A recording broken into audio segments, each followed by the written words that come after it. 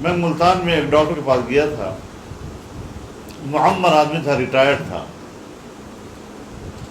مجھے یہ بھی خیال نہیں تھا کہ وہ مجھے جانتا ہے یا نہیں، لیکن شاید مجھے جان رہا تھا. تو اس نے مجھے کہا کہ مولانا صاحب میں آپ سے ایک سوال کر سکتا ہوں؟ میں نے کہا جی فرمائیں. تو کہا اخلاص کسے کہیں؟ اب ہم جب جہاں بیٹھتے ہیں تو ہم سوچتے ہیں کہ شاید کوئی سیاسی سوالات کرے گا، کوئی ملک کے بارے میں پوچھے گا، کوئی عالمی سیاست کے بارے میں سوال کرے گا. ہمیں کیا پتہ کہ وہ اس طرح کا کوئی سوال کر سکتا ہے. تو مجھے کہا کہ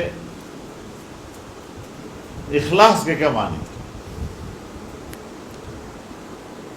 تو میں نے کہا کہ پورے قرآن کریم کا جب ہم مطالعہ کرتے ہیں تو اللہ تعالیٰ قرآن کی صورتوں کا جب نام رکھتا ہے تو اس صورت کے اندر کسی چیز کا تذکرہ ہوتا ہے، اس تذکرے کی بنیاد پر اس صورت کا نام رکھ دیا جاتا ہے. لیکن جب ہم صورت اخلاص کو پڑھتے ہیں تو اس میں اخلاص نام کی کوئی چیز نہیں ہے.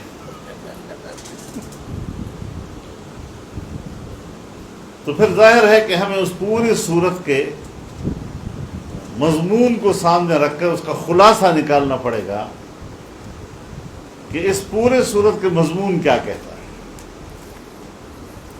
تو میرے نزدیک اس پورے صورت کی مضمون کا خلاصہ یہ ہے